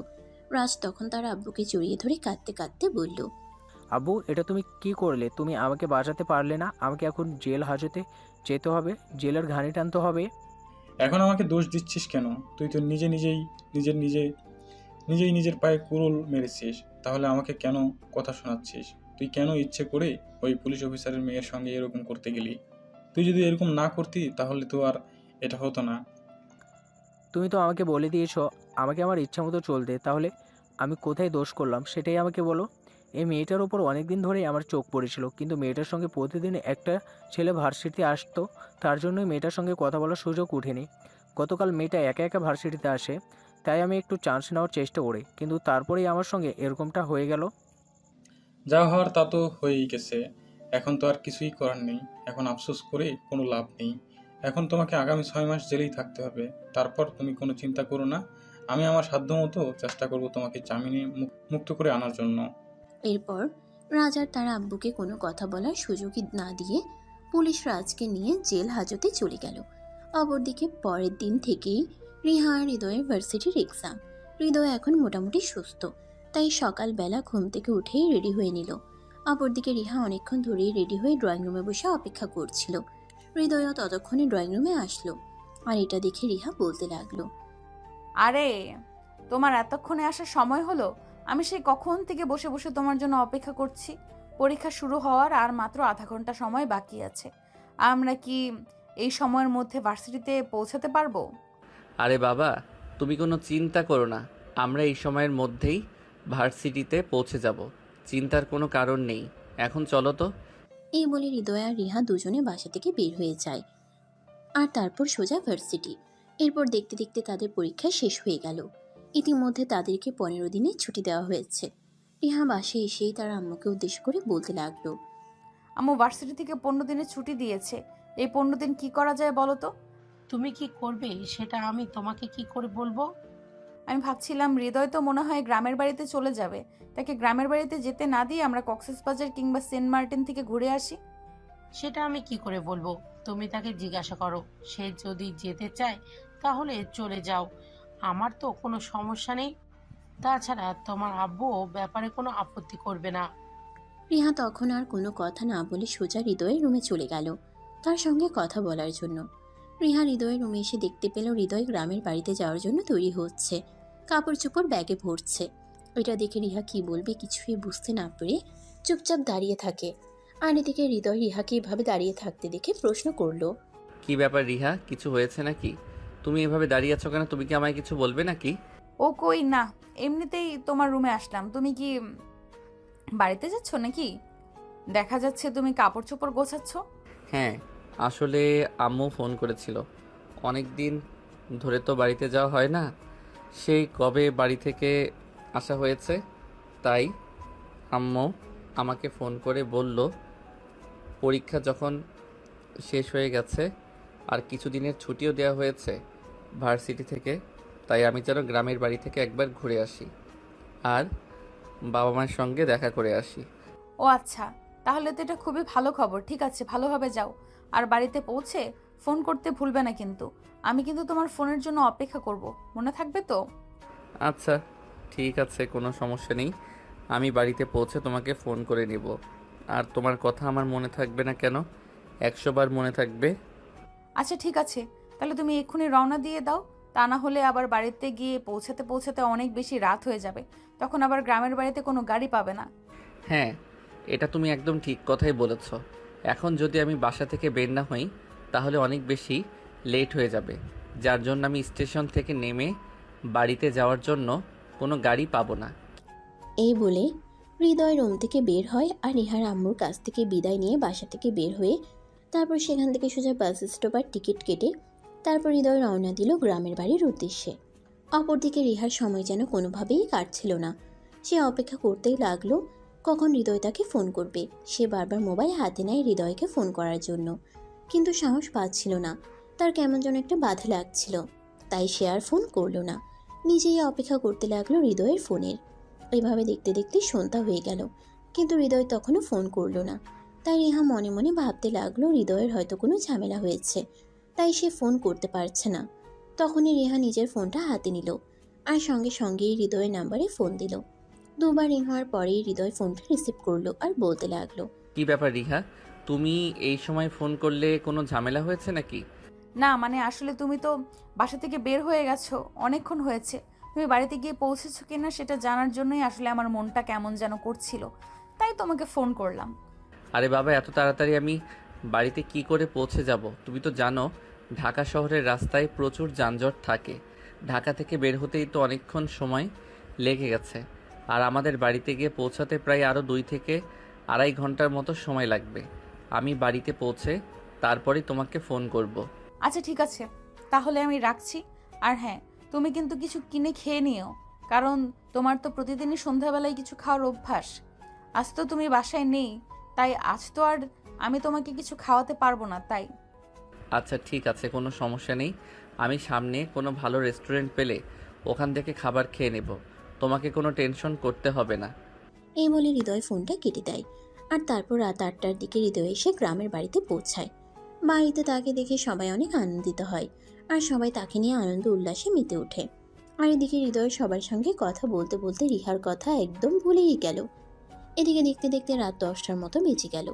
হৃদয় রিহাকে ফোন করেনি। এদিকে রিহার তখনও বেশ চিন্তা হচ্ছিল, তাই সে মনে মনে ঠিক করলো সে এখন আবার হৃদয়কে ফোন করবে। যেমন চিন্তা তেমনই কাজ। তখনই সে নিজের মোবাইলটা হাতে নিল আর সঙ্গে সঙ্গে হৃদয়কে ফোন করলো। অপরদিকে হৃদয় তখন নিজের মোবাইলটা নিজের বেডরুমে রেখেছিল, আর এদিকে তার ছোট কাকি রিয়া তখন তার রুমের পাশ দিয়েই যাচ্ছিল। রিয়া ফোনের রিংটোনের আওয়াজ শুনতে পেয়ে হৃদয়ের রুমে প্রবেশ করে আর মোবাইল হাতে নিয়ে দেখে রিহা তাকে ফোন করেছে। তাই রিহার ফোনটা রিসিভ করে। হ্যালো রিহা। হ্যাঁ ফুফু, হৃদয় কোথায়? ও কি বাড়িতে গিয়ে পৌঁছেছে? হ্যাঁ, হৃদয় তো অনেকক্ষণ আগেই বাড়িতে এসে পৌঁছে গেছে। কেন, তোমাকে ফোন দেওয়ার কথা ছিল নাকি? না, আসলে সেরকম তো নয়। সে তো দুপুরের আগেই আমাদের বাড়ি থেকে বের হয়েছে, এতক্ষণে পৌঁছে যাওয়ার কথা। তাই আমি ফোন দিয়ে একটু খবর নিলাম। আর যাই হোক, কেমন আছো তোমরা? এই তো মামুনি, আলহামদুলিল্লাহ ভালোই আছি। তোমাদের কি অবস্থা? আর তোমরা কেমন আছো? আর হৃদয় যখন আসলো তুমি ওর সঙ্গে চলে আসলেই পারতে। আসলে আমার তো যেতে মন চাইছিল, কিন্তু হৃদয় আমাকে কিছুই বলল না। তাহলে আমি নিজেই যে কিভাবে তার সঙ্গে চলে যাই বলো? সে যদি আমাকে একটাবার বলতো সে আমাকে তার সঙ্গে নেবে, তাহলে আমি চলে আসতাম। ও আচ্ছা, এই ব্যাপার। আচ্ছা ঠিক আছে, কোনো সমস্যা নেই। আপনার তো ভাবছি কয়দিন পর সবাই মিলে তোমাদের ওখানে বেড়াতে আসবো। ও আচ্ছা, তাহলে তো এটা খুবই ভালো খবর। তাহলে অনেক আনন্দ হবে। আচ্ছা ফুফু, এখন তাহলে রাখি, আমার একটু কাজ আছে, আমি একটু কাজ করব। এই বলে রিহা ফোনটা কেটে দেয়। আসলে সে তো ফোন করেছিল হৃদয়ের সঙ্গে কথা বলার জন্য, কিন্তু হৃদয়ের সঙ্গে যখন কথা বলা হলো না, তখন আর তার অন্য কারোর সঙ্গে কথা বলতে ইচ্ছে করছিল না, তাই সে ফোনটা কেটে দেয়। ওদিকে গল্প গুজব শেষ হলে সবাই নিজেদের রুমে গিয়ে ঘুমিয়ে পড়ল। আর হৃদয় যখন নিজের রুমে আসলো, তখনই হঠাৎ তার রিহার কথা মনে পড়ল। তাই সে মোবাইলটা হাতে নিল। সে দেখতে পেল রিহা তাকে ফোন করেছিল, কিন্তু সেই ফোনটা অন্য কেউ রিসিভ করেছিল। তখন হৃদয় আর 7-5 চিন্তা না করে রিহার নাম্বারে ফোন দেয়। 2-3 বার রিং হওয়ার পরও রিহা ফোনটা রিসিভ করে না। আসলে হৃদয় ফোন করেনি, এটা দেখে রিহার খুব মন খারাপ লাগছিল। তাই সে বিছানায় না শুয়ে ব্যালকনিতে গিয়ে আকাশের তারা দেখছিল। তখনই সে মোবাইলের রিংটোনের আওয়াজ শুনে দৌড়ে বেডরুমে চলে আসে আর দেখতে পায় হৃদয় তাকে ফোন করেছে। তাই সে সঙ্গে সঙ্গেই ফোনটা রিসিভ করলো আর বলতে লাগলো, তুমি তো আচ্ছা বেঈমান মানুষ। আমি সেই কখন থেকে তোমার ফোনের অপেক্ষা করছি, তুমি একটাবার আমার সঙ্গে কথা বলার প্রয়োজন বোধ করলে না? না মানে আসলে তুমি তো এটা খুব ভালো করেই জানো আমার বাড়ির সবাই আমাকে কতটা ভালোবাসে। আর এতদিন পর গ্রামের বাড়িতে এসেছি, সবাই আমাকে নিয়ে এতটাই ব্যস্ত হয়ে পড়েছিল যে আমি তোমাকে ফোন করার সময়টাও পাইনি। I am so sorry, please আমাকে ক্ষমা করে দাও। তুমি যে সবার মাঝে আমাকে ভুলে যাবে এরকমটা আমি চিন্তাও করিনি। আমি তো ভেবেছিলাম 1000 মানুষের মধ্যেও তুমি আমাকে খুঁজে নেবে, কিন্তু এখন দেখছি আমার ধারণা সম্পূর্ণ ভুল। যাই হোক, এখন রাখি, ঘুমাবো, খুব ঘুম পাচ্ছে। এই বলে অভিমানী রিহা ফোনটা কেটে দেয়। আর এদিকে হৃদয় কিছুই বুঝতে পারছে না রিহা এগুলো কি বলল, আর কেনই বা সে এরকম কথা বলল। যাই হোক, হৃদয় এসব কিছু চিন্তা না করে বিছানায় শুয়ে ঘুমিয়ে পড়ল। এরপর দেখতে দেখতে আরও 2 দিন সময় কেটে গেল। আর এদিকে রিহার মনের মধ্যে অস্থিরতা বাড়তে শুরু করলো। সে কোনোভাবেই হৃদয়কে ছাড়া থাকতে পারছিল না, তাই সে বারবার হৃদয়কে ফোন করতে থাকে। হৃদয়, তুমি ঢাকায় ফিরে আসো, আমার একা একা থাকতে ভালো লাগছে না, প্লিজ তুমি ঢাকায় চলে আসো। আরে বাবা, ওখানে তোমার কত বন্ধু বান্ধব আছে, তাদেরকে নিয়ে তুমি একটু বাইরে থেকে ঘুরে এসো, তাহলেই ভালো লাগবে। তুমি তো জানোই এতদিন পর বাড়িতে এসেছি। এখন কি চাইলেই আমি চলে আসতে পারবো নাকি? সবার সঙ্গে সময় কাটাচ্ছি, কেউ তো আমাকে আসতে দিতে চাইছে না। তাহলে আমি কি করব সেটা তুমিই বলো। আমি কোনো কিছু জানি না আর জানতেও চাই না। আমি কাল সকালের মধ্যেই তোমাকে ঢাকায় দেখতে চাই। আর যদি ঘুম থেকে উঠে তোমাকে দেখতে না পাই, তাহলে আমি নিজেই তোমার কাছে চলে আসব, কারণ তোমাকে ছাড়া আমার থাকতে খুব কষ্ট হচ্ছে। এই বলে হৃদয়কে কোনো কথা বলার সুযোগ না দিয়ে রিহা ফোনটা কেটে দিল। আর এদিকে হৃদয় এসব কিছু নিয়ে চিন্তা করছে। যাই হোক ভিউয়ার্স, চলুন কথা না বাড়িয়ে মূল গল্পে ফিরে আসি। রিহার এসব কথাবার্তা শুনে হৃদয় তখন তার আম্মুর কাছে গেল আর তার আম্মুকে বলল, আম্মু, আমি কাল সকালে ঢাকায় চলে যাব। এইসব তুই কি বলছিস বাবা? তুই তো সেদিন বলেছিলি ভার্সিটি 15 দিনের ছুটি দিয়েছে, কিন্তু এখন তুই বলছিস তুই কাল সকালে ঢাকায় চলে যাবি। এতদিন পর বাড়িতে আসলি, আমাদের সঙ্গে আর কটা দিন থাক না। না আম্মু, আমি আর থাকতে পারবো না। আসলে তো আমি নিজেও চিন্তা করে এসেছিলাম যে এবার বেশ কয়েকদিন থাকবো গ্রামের বাড়িতে আর তোমাদের সঙ্গে খুব ভালো সময় কাটাবো, কিন্তু সেটা আর হবে না আম্মু। কারণ গতকালকেই আমার ভার্সিটি থেকে ফোন এসেছে, আমাদের সেমিস্টার 1 সপ্তাহ আগে থেকে শুরু হবে, তাই আমাকে চলে যেতে হবে। কিছু করার নেই। ঠিক আছে বাবা, কোনো সমস্যা নেই। তোকে তো ওখানে পড়াশোনা করানোর জন্যই পাঠিয়েছি। এখন তো পড়াশোনা বাদ দিয়ে বাড়িতে এসে বসে থাকলে চলবে না। ঠিক আছে, তুই চলে যা। এরপর হৃদয় নিজের রুমে চলে আসে আর বিছানায় শুয়ে ঘুমিয়ে পড়ে। পরের দিন ফজরের নামাজের আজান দিতেই হৃদয় ঘুম থেকে উঠে গেল। তারপর নামাজ পড়ে আর ঢাকায় যাওয়ার জন্য তৈরি হয়ে নিল।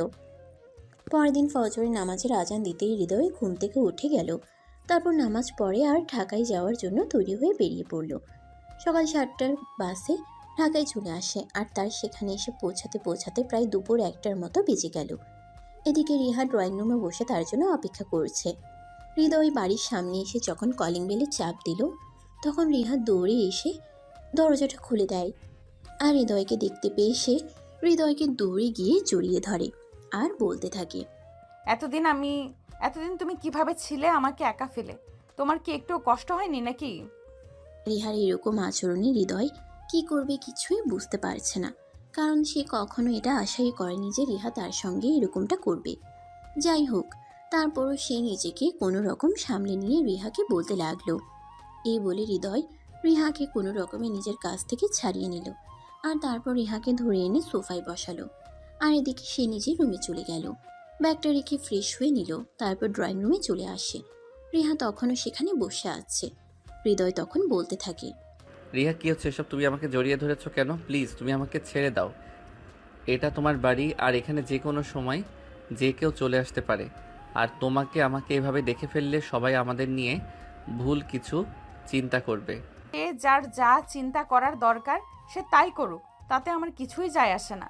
কিন্তু তুমি যতক্ষণ আমার কথার উত্তর না দিবে ততক্ষণ আমি তোমাকে ছাড়ছি না, আর ছাড়বও না। তুমি কি করেছিলে আমাকে ছাড়া এতটা দিন? প্লিজ রিহা, তুমি আমাকে ছাড়ো, আর তারপর আমি তোমার সকল প্রশ্নের উত্তর দিচ্ছি। কিন্তু এখন আর তুমি আমাকে এভাবে জড়িয়ে ধরে রেখো না। প্লিজ ছাড়ো আমাকে। আচ্ছা রিহা, তোমার কি হয়েছে বলো? তোমার কি মাথায় কোনো সমস্যা হয়েছে নাকি? এই একদম ফালতু কথা বলবে না। একদম তুমি আমাকে পাগল প্রমাণ করার চেষ্টাও করবে না। আমি সম্পূর্ণ ঠিক আছি, আমার মাথায় কোনো সমস্যা হয়নি।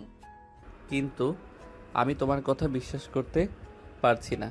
আমার মনে হয় তোমার মাথায় কোনো সমস্যা হয়েছে, যার কারণে তুমি এরকম পাগলের মতো আচরণ করছো। আচ্ছা ঠিক আছে, বাদ দাও। এখন তুমি আমাকে এটা বলো যে আমি বাড়িতে ঢোকার সঙ্গে সঙ্গে তুমি আমাকে জড়িয়ে ধরলে কেন? জানি না, আর জানলেও সেটার কৈফিয়ত আমি তোমাকে দিতে পারবো না। আমার ইচ্ছে হয়েছিল তাই আমি তোমাকে জড়িয়ে ধরেছি। তাই বলে কি এটার জন্য আমাকে তোমার কাছে কৈফিয়ত দিতে হবে নাকি? তোমার কাছে কৈফিয়ত চাওয়ার সাহস আমার নেই। যাই হোক, বাদ দাও এই কথা। আঙ্কেল আন্টি কোথায়? তাদেরকে দেখছি না কেন? আসলে আব্বু আম্মুকে নিয়ে ওনার এক বন্ধুর বাসায় দাওয়াতে গেছেন। আজকে বাড়িতে কেউ নেই আর আব্বু আম্মুও ফিরে আসবে না। আজ শুধু বাড়িতে তুমি আর আমি। তাই তো তোমাকে বললাম তাড়াতাড়ি ঢাকায় চলে আসার জন্য। রিহা, এসব তুমি কি বলছো? আমি তো কিছুই বুঝতে পারছি না। আসলে তোমার মাথায় কি চলছে সেটা আমাকে একটু বুঝিয়ে বলবে কি? সেটা আমি এখনই তোমাকে বুঝিয়ে বলার প্রয়োজন মনে করছি না। সময় হলে ঠিক বুঝতে পারবে। এখন নিজের রুমে যাও আর বিশ্রাম করো। আমি তোমার জন্য খাবার তৈরি করছি। তারপর দুজনে একসাথে দুপুরের খাবার খেয়ে নিব। হৃদয় তখন আর রিহার সঙ্গে কথা বাড়ালো না। সে কোনো কথা না বলে নিজের রুমে চলে গেল আর তারপর বিছানায় শুয়ে একটা লম্বা ঘুম দিল। ঘুম ভাঙল বিকেল 3:30টার দিকে রিহার ডাকে। রিহা এতক্ষণ সময় নিয়ে হৃদয় আর তার জন্য দুপুরের খাবার তৈরি করেছে আর সেটা টেবিলে সার্ভ করে তারপরে হৃদয়কে ঘুম থেকে ডেকে তুলতে গেছে।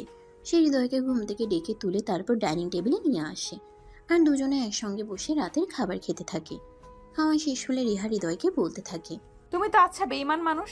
আমি তোমার জন্য এত কষ্ট করে রান্না করলাম, একবার অন্তত আমাকে ধন্যবাদ তো দিতে পারতে। সেটাও করলে না। যাই হোক, তাতে কোনো সমস্যা নেই। কিন্তু আমি এই প্রথমবার তোমার জন্য রান্না করতে গিয়েছি আর খাবার রান্না করেছি। খাবারটা কেমন হয়েছে সেটার অন্তত রিভিউ দেওয়ার প্রয়োজন ছিল, কিন্তু তুমি তো তার কোনো কিছুই করলে না। না মানে আসলে তুমি তো খুব ভালো করেই জানো আমি কখনোই বাহিরের খাবার খুব একটা খাই না। আর সকালবেলাও খুব সকালে বাড়ি থেকে বের হয়ে গেছি, তাই বাড়িতেও কোনো কিছু খাওয়া হয়নি। তাই পেটে প্রচণ্ড ক্ষুধা ছিল, তুমি খাবারটা সামনে এনে দিয়েছো আর আমি তখন গপ গপ করে খাবারটা খেয়ে নিয়েছি। তাই আমি তোমাকে রিভিউ জানাতে পারিনি। I am so sorry. তবে তোমার রান্নাটা দারুণ হয়েছে। আচ্ছা ঠিক আছে, তাহলে খাবারটা শেষ করো।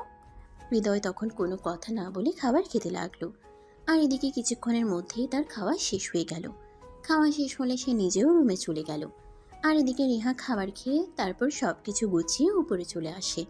হৃদয় তখন নিজের বিছানায় শুয়ে শুয়ে বিশ্রাম নিচ্ছিল।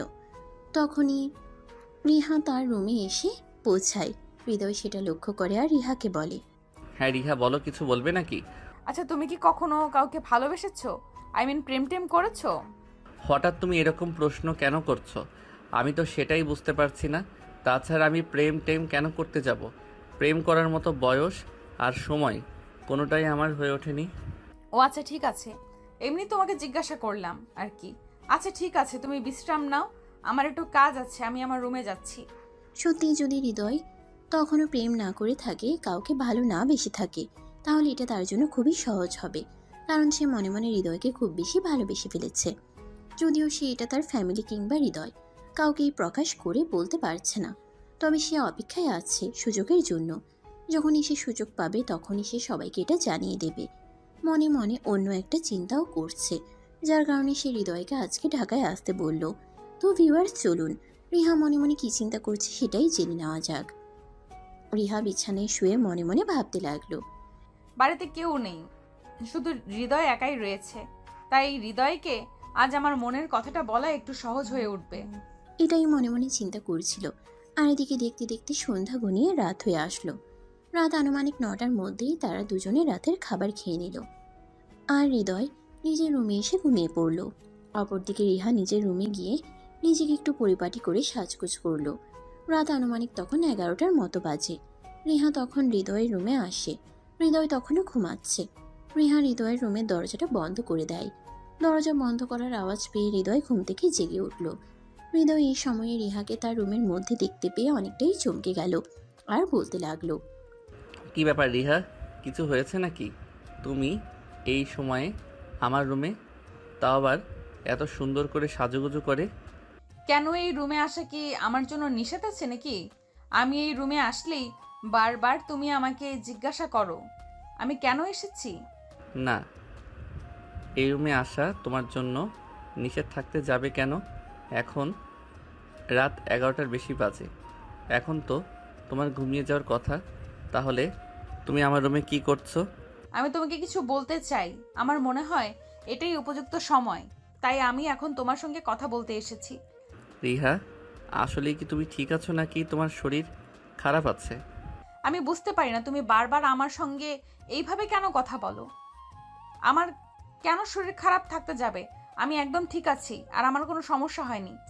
এই বলে রিহা কিছুক্ষণ চুপচাপ বসে রইল আর তারপরে আবার সে নিজেই থেকেই বলতে লাগল, হৃদয়, আমার মনে হয় আমি তোমাকে ভালোবেসে ফেলেছি।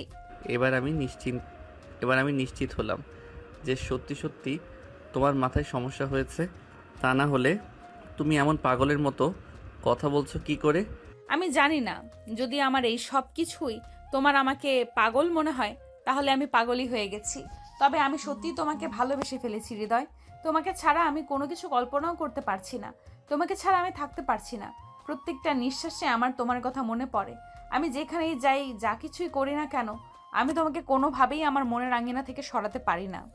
শোনো, এখন না তোমার রঙিন বয়স, চোখে রঙিন চশমা পরে আছো তো তাই তোমার এরকম মনে হচ্ছে। যখন তোমার এই সময়টা কেটে যাবে তখন তুমি দেখবে সবটা ভুলে গেছো, আর তখন তোমার সব কিছু একদম ঠিক হয়ে যাবে। হৃদয়, আমার কোনো কিছুই ঠিক হবে না। আর আমি যা বলছি একদম সত্যি কথাই বলছি। আমি তোমায় সত্যিই ভালোবেসে ফেলেছি। এই বলে রিহা কিছুক্ষণ চুপচাপ বসে রইল। আর তারপরে আবার সে নিজের থেকেই বলতে শুরু করলো। এই কথা বলে রিহা হৃদয়ের দিকে এগোতে থাকে। এটা দেখে হৃদয় বলতে থাকে, আরে এসব তুমি কি করছো? তুমি আমার দিকে এভাবে এগিয়ে আসছো কেন? যেখানে আছো সেখানেই দাঁড়িয়ে যাও, আমার দিকে একদম এগোবে না বলে দিলাম। কিন্তু রিহা তার কোনো কথাই শুনছিল না। রিহা তার দিকে এগিয়ে চলল। অপরদিকে হৃদয় পিছাতে পিছাতে একদম দেয়ালে পিঠ ঠেকে গেল। সে আর পিছানোর কোনো সুযোগ পাচ্ছিল না। তখনই সে রিহাকে বলতে থাকে, রিহা, আমি তোমাকে শেষবারের মতো বলছি, যা করতে চলেছো তা কিন্তু একদম ভুল। তুমি যেখানে আছো সেখানে দাঁড়িয়ে যাও, উল্টাপাল্টা কোনো কিছু করার চিন্তা করো না। কিন্তু রিহা তার কোনো কথাই শুনল না। একদম হৃদয়ের কাছাকাছি চলে গেল। তখনই হৃদয় রিহাকে ধাক্কা দিয়ে নিজের থেকে সরিয়ে দিল আর বলতে লাগলো, রিহা প্লিজ, তুমি এখান থেকে চলে যাও। আমি চাই না তোমার সঙ্গে খারাপ আচরণ করতে, তাই তুমি তোমার সঙ্গে খারাপ আচরণ করতে বাধ্য করো না আমায়।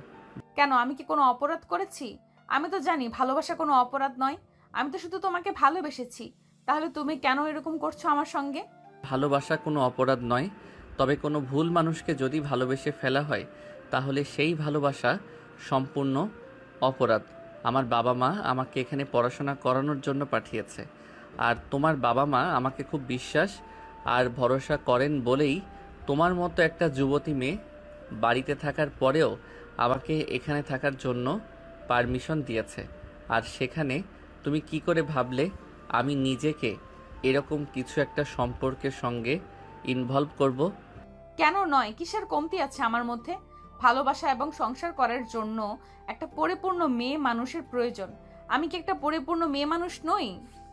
পরিপূর্ণতার উপরে যদি কোনো কিছু থাকে তাহলে তুমি সেটাই, কিন্তু তারপরেও তোমার সঙ্গে রিলেশন করা বা অন্য কিছু কোনোটাই আমার পক্ষে সম্ভব নয়, কারণ আমি বিশ্বাসের জায়গায় বিশ্বাসঘাতকতা করতে পারবো না। এরপর রিহাকে আর কোনো কথা বলার সুযোগ না দিয়ে হৃদয় রুম থেকে বের হয়ে চলে যায় ছাদে। এদিকে রিহাও তার পিছন পিছন বাড়ির ছাদে চলে আসলো। তখনই সে হৃদয়কে পিছন থেকে জড়িয়ে ধরে আর বলতে থাকে, ভালোবাসি তোমায় খুব বেশি। তোমাকে ছাড়া আমি বেঁচে থাকতে পারবো না। প্লিজ তুমি আমার সঙ্গে এরকম করো না। আমার ভালোবাসা গ্রহণ করো এবং আমাকে গ্রহণ করো। হৃদয় এই কথাগুলো আর নিতে পারছে না। সে কোনো রকমে রিহাকে নিজের থেকে ছাড়িয়ে নিল আর তারপর ঠাস করে রিহার গালে একটা চড় বসিয়ে দিয়ে বলতে লাগলো, চুপ করো বেয়াদব মেয়ে, তোমার বাবা মা কি তোমাকে এই শিক্ষা দিয়েছে নাকি? চুপচাপ এখান থেকে চলে যাও। বাবা মায়ের মান ইজ্জত ডুবানোর মতো কোনো কাজ করো না। সবে মাত্র তুমি অনার্স ফার্স্ট ইয়ারের পরীক্ষা দিয়েছ। তোমার বাবা মা কত ইচ্ছে আর স্বপ্ন নিয়ে তোমাকে পড়াশোনা করাচ্ছে, এসব করার জন্য নাকি? দেখো, আমার বাবা মায়ের ইচ্ছা অনিচ্ছার সঙ্গে তো আমার ইচ্ছা অনিচ্ছার কোনো সম্পর্ক নেই। তাহলে তুমি কেন শুধু শুধু এই সবের মধ্যে অন্য কথাটা টেনে আনছো? তোমার সঙ্গে এসব ব্যাপারে কোনো কথা বলার ইচ্ছেই আমার নেই। আর আমার সবচাইতে বড় ভুল হয়েছে আজ ঢাকায় ফিরে আসা। আজ যদি আমি এখানে ফিরে না আসতাম তাহলে হয়তো এরকম কিছুই ঘটতো না।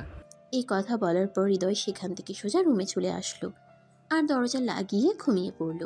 অপরদিকে রিহা অনেকক্ষণ হৃদয় রুমের দরজায় নক করলো, কিন্তু হৃদয় দরজা খুলে না।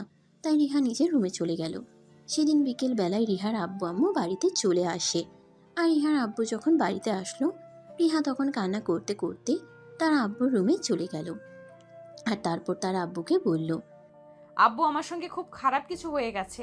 তোমরা বাড়িতে ছিলে না, সেই সুযোগে আমার সঙ্গে এরকমটা হবে এটা আমি কোনোদিনও কল্পনাও করতে পারিনি। এসব তুমি কি বলছো? আমি তো কিছুই বুঝতে পারছি না। কি হয়েছে তুমি আমাকে খুলে বলো, তা না হলে আমি বুঝবো কি করে। আব্বু, কাল রাতে তোমরা বাড়িতে থাকবে না এটা হৃদয় জানতে পেরেছিল, তাই সে কাল আমাদের বাসায় আসে। আর তারপর যা হয়েছে তা আমি তোমাকে আর মুখে বলতে পারবো না। যাকে কিনা বিশ্বাস করে আমার বাড়িতে আমি জায়গা দিলাম, আর সেই কিনা আমার বিশ্বাসের ঘরে চুরি করলো। ঠিক আছে, তুমি এক্ষুনি হৃদয়কে আমার কাছে ডেকে পাঠাও। এদিকে হৃদয় নিজের রুমে শুয়ে শুয়ে তখনও ঘুমাচ্ছিল। রিহা তখন হৃদয়ের রুমে দরজায় নক করলো আর বলতে লাগলো, এই হৃদয়, কি হলো? তুমি কি এখনো ঘুমাচ্ছ? কেন? আবু বাড়িতে এসেছে, তোমাকে ডাকছে, তাড়াতাড়ি নিচে চলো। আচ্ছা ঠিক আছে, তুমি যাও, আমি 2 মিনিট পরে আসছি। রিহা তখন চলে গেল।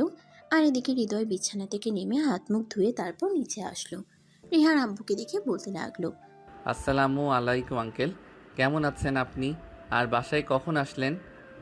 চুপ কর বেয়াদব মার্কার ছেলে, তোকে আমি বিশ্বাস করে আমার বাড়িতে থাকতে দিয়েছিলাম, আর তুই কিনা আমার সঙ্গে এত বড় বিশ্বাসঘাতকতা করলি। তুই আজকে এই মুহূর্তে আমার বাড়ি থেকে বের হয়ে যাবি। আমি তোকে এখানে আর এক মুহূর্ত দেখতে চাই না। রিহার আব্বুর কথা শুনে হৃদয় অনেকটাই চমকে গেল। সে বুঝতে পারলো না রিহার আব্বু এসব কি বলছে। তখন সে রিহার আব্বুকে বলতে লাগলো, কি হয়েছে আঙ্কেল? আমি তো কিছুই বুঝতে পারছি না। আপনি আমার সঙ্গে এরকম আচরণ কেন করছেন? আপনি তো কখনোই আমার সঙ্গে রাগ করে একটা কথাও বলেন না, তাহলে আজ এভাবে কথা বলার কারণটা কি? এখন নেকা সাজা হচ্ছে। তুই আমার এত বড় সর্বনাশ করছিস, তোর একটা বড় বুক কাঁপলো না? আমার এত বড় একটা সর্বনাশ করতে তুই কি করে পারলি আমার মেয়ের সঙ্গে এরকমটা করতে? মানে আঙ্কেল, এসব আপনি কি বলছেন? আমি আবার আপনার মেয়ের সঙ্গে কি করলাম? এটা আপনি ভাবলেন কি করে আপনার মেয়ের সঙ্গে আমি উল্টাপাল্টা কিছু করব? আব্বু, হৃদয় একদম মিথ্যা কথা বলছে। আমি তোমাকে যা বলেছি সবটাই সত্যি বলছি। আমি তো তোমার মেয়ে, আমি কি কোনোদিন তোমার সঙ্গে মিথ্যা কথা বলতে পারি? সে আমার সঙ্গে খুব খারাপ কাজ করেছে, আমার কাছ থেকে আমার সর্বস্ব ছিনিয়ে নিয়েছে। রিয়া, তুমি চুপ থাকো, তোমাকে কোনো কথা বলতে হবে না। যা করার আমিই করব। এই বেয়াদবটাকে আমি আজকেই বাড়ি থেকে বের করে দেবো, আর তারপরে এমন অবস্থা করব যেটা তুমি কল্পনাও করতে পারবে না। রিহা, এসব তুমি কি বলছো? আমি আবার তোমার সঙ্গে কি করলাম? তুমি কেন আমার সঙ্গে এরকম করছো? আমায় এই বাড়িতে থাকাতে যদি তোমার কোনো সমস্যা হয় তাহলে সেটা তুমি আমাকে সরাসরি বলো, আমি এখান থেকে চলে যাব, কোনো কথা বলবো না। কিন্তু তুমি দয়া করে আমায় কোনো অপবাদ দিও না। তুমি আমার সঙ্গে খারাপ কাজ করতে পেরেছো, সেখানে কোনো সমস্যা নেই, আর আমি সেটা আমার ফ্যামিলির মানুষকে জানিয়ে দিলাম, এতে তোমার খুব সমস্যা হচ্ছে? আব্বু, তুমি প্লিজ এর কথা বিশ্বাস করো না। আমি তোমাকে যেটা বলছি একদম সত্যি কথাই বলছি। এ আমার সঙ্গে খুব খারাপ কিছু করেছে। হৃদয় তখনও বুঝতে পারছে না তার সঙ্গে এসব কি হতে চলেছে, আর রিহা এসব কথা কেনই বা বলছে। অপরদিকে রিহার আব্বু তখনই হৃদয়কে বলতে লাগলো, এই বেয়াদবের বাচ্চা, তুই এক্ষুনি আমার বাড়ি থেকে বের হয়ে চলে যা, তারপর আমি তোর ব্যবস্থা করব। তুই যদি আজ আমার বোনের বাড়ির আত্মীয় না হতি তাহলে দেখতে পারতি আমি তোর কি অবস্থা করতাম। এসব তুমি কি বলছো আব্বু? ওকে আমি এখান থেকে চলে যেতে দিবে? তোমার মেয়ের সঙ্গে ও যা করেছে এর পানিশমেন্ট তো ওকে পেতেই হবে। আমি একে বিয়ে করব, তুমি তো বুঝতেই পারছো। এ আমার সঙ্গে যা কিছু করেছে, এরপর আমি আর অন্য কাউকে বিয়ে করব কি করে? তাছাড়া মানুষজন যদি জানতে পারে তাহলে কি কোনো ভদ্র ফ্যামিলির ছেলে আমাকে বিয়ে করতে চাইবে? তুমি এই সব কিছু নিয়ে কেন চিন্তা করবে না? তুমি তো আর কোনো কিছু করনি। যা করার তা তো এই অসভ্য ছেলেটাই তোমার সঙ্গে করছে, তাই তুমি কোনো চিন্তা করো না। না আব্বু, একদমই তা নয়। ওকে যদি শাস্তি পেতে হয় তাহলে আমাকেই বিয়ে করতে হবে। ও কেন আমার কাছ থেকে আমার সবকিছু ছিনিয়ে নিল? তার ফল তো ওকে ভোগ করতেই হবে। তাই তুমি আজকে ওর সঙ্গে আমার বিয়ের ব্যবস্থা করো, তা না হলে ও এখান থেকে পালিয়ে যেতে পারে। তুমি এরকম একটা বজ্জাত ছেলেকে বিয়ে করবে? না, কখনোই আমি এটা হতে দিতে পারি না। তুমি আমার মেয়ে, এরকম একটা খারাপ ছেলের সঙ্গে আমি কখনোই তোমার বিয়ে দেব না। না আব্বু, আমি যা করছি একদম চিন্তা ভাবনা করেই বলছি। ও যখন আমার সঙ্গে এরকমটা করেছে তাহলে ওকেই বিয়ে করতে হবে আমাকে। এরপর আমি ওকে হারে হারে বোঝাবো আমার সঙ্গে এরকমটা করার ফল কি। রিহা, তুমি আমার নামে কেন মিথ্যা অপবাদ দিচ্ছ? কেন সত্যটা সবার সামনে বলছো না? এরপর হৃদয় কিছু একটা বলতে চাইছিল, কিন্তু রিহার আব্বু তাকে ধমক দিয়ে থামিয়ে দিল আর বলতে লাগলো, চুপ কর বেয়াদব মার্কা ছেলে, আর একটাও কথা বলবে না। আমার মেয়ে একদম ঠিক কথাই বলেছে, তোকে বিয়ে করতে হবে আমার মেয়েকে, এবং আজকেই বিয়ে করতে হবে। এই বলে তখনই রিহার আব্বু হৃদয়ের বাড়িতে এবং কাজে অফিসে ফোন করলো। হৃদয়ের বাড়ি থেকে সবাই কিছুক্ষণের মধ্যে সেখানে চলে আসে। তারা কেউ এটাই ভাবতে পারছে না যে হৃদয় এরকমটা করতে পারে। সবাই হৃদয়ের উপর প্রচণ্ড অভিমান নিয়ে আসছে, কিন্তু হৃদয় কাউকে কিছু বলতেও পারছে না, কারণ সে যদি এখন কাউকে কিছু বলতে চায় তাহলে হিতে আরও বিপরীত হতে পারে। তাই এই মুহূর্তে চুপ থাকাটাই উত্তম। আর এদিকে দেখতে দেখতে তাদের বিয়ের কাজ সম্পূর্ণ হয়ে গেল। রাত 11টা বাজে। হৃদয় রুমে বসে আছে, আর তখনই রিহা রুমের মধ্যে প্রবেশ করলো। রিহাকে দেখেই হৃদয় বলতে লাগলো, তুমি কেন করলে আমার সঙ্গে এরকম? আমি তোমার কি ক্ষতি করেছিলাম যার কারণে তুমি আমার সঙ্গে এরকম করেছো? তুমি আমার যে ক্ষতি করেছো তার মাসুল আমি কোনোভাবেই নিতে পারতাম না। তুমি আমার মনটা চুরি করে নিয়েছো, আমাকে তোমার প্রেমে পড়িয়েছো, আর এখন কিনা তুমি আমাকে ভালোবাসা দিতে অস্বীকার করছো। তাই আমি এরকমটা করতে বাধ্য হয়েছি। হ্যাঁ, সেটা ঠিক আছে, কিন্তু তাই বলে তুমি আমাকে সবার সামনে এভাবে কলঙ্কিত করলে। সবাই আমাকে ভুল বুঝলো, কেউ তো সত্যটা জানতে চাইলো না। সবাই যদি সত্যটাই জানতে চাইতো তাহলে কি আমি তোমাকে পেতাম? তোমাকে তো আমার কখনোই পাওয়া হয়ে উঠতো না। তুমি তো অচিরেই আমার জীবন থেকে হারিয়ে যেতে। তাই আমি আর এটা করতে পারলাম না। আমাকে সামান্য একটু ছলনার আশ্রয় নিতে হলো। আর ভালোবাসার জন্য এটুকু করাটা খুব বেশি কিছু নয়। ঠিক আছে, এতক্ষণ তোমার যা ইচ্ছে হয়েছে তুমি তাই করেছো, কিন্তু এখন আমার যা ইচ্ছে হবে আমি তাই করব। তোমায় বিয়ে করেছি, ঠিক আছে, তাই বলে তোমাকে আমার স্ত্রীর অধিকার আমি কখনোই দেব না। তো তুমি কি ভেবেছো তুমি আমাকে স্ত্রীর অধিকার না দিলে আমি তোমাকে ছেড়ে দেব? এটা কখনোই না। তোমাকে যখন আমি আমার করে নিয়েছি তখন বাকিটাও আমি আমার মতো করে আদায় করে নিতে পারবো। এসব ব্যাপারে তোমাকে কোনো চিন্তা করতে হবে না মিস্টার হৃদয়। রিহা যখন কোনো কাজ করে তখন তার ভবিষ্যতে কি হবে সেটা সে চিন্তা করেই বুঝতে পেরেছেন মিস্টার হৃদয়। মানে তুমি কি বলতে চাইছো আমি কিছুই বুঝতে পারছি না। আপনাকে সব বুঝতে হবে না, আমি আপনাকে বুঝিয়ে দেব। চলুন তো এবার। এই বলে রিহা তখনই হৃদয়কে ধাক্কা দিয়ে বিছানার উপরে ফেলে দিল, আর সে হৃদয়ের বুকের উপরে উঠে বসলো। এটা দেখে হৃদয় বলতে লাগলো, আরে এসব তুমি কি করছো? তুমি আমার বুকের উপর উঠে বসেছো কেন? আমার তো নিঃশ্বাস নিতে কষ্ট হচ্ছে। প্লিজ তুমি আমার বুকের উপর থেকে নামো। না মিস্টার হৃদয়, এটা আর কখনো হবে না। আপনি তো বলেছেন আপনি আমাকে অধিকার দেবেন না, তাই আমার অধিকার আমি নিজেই আদায় করে নেব। এরপর রিহা হৃদয়কে আর কোনো কথা বলার সুযোগ না দিয়েই তার ঠোঁট দুটো নিজের দখলে নিয়ে নিল, আর ইচ্ছে মতো কিস করতে লাগলো। এভাবেই শুরু হলো তাদের দুষ্টু মিষ্টি একটা প্রেমের গল্প। আমাদের আজকের গল্পটা এই পর্যন্তই ছিল। আমাদের এই গল্পটা আপনাদের কাছে কেমন লেগেছে তা সবাই কমেন্ট করে জানাবেন। কিন্তু সবাই ভালো থাকবেন, সুস্থ থাকবেন। আবার দেখা হবে নতুন কোনো একটা প্রেমের গল্পে। সে পর্যন্ত সবাই অপেক্ষায় থাকুন। আল্লাহ হাফেজ।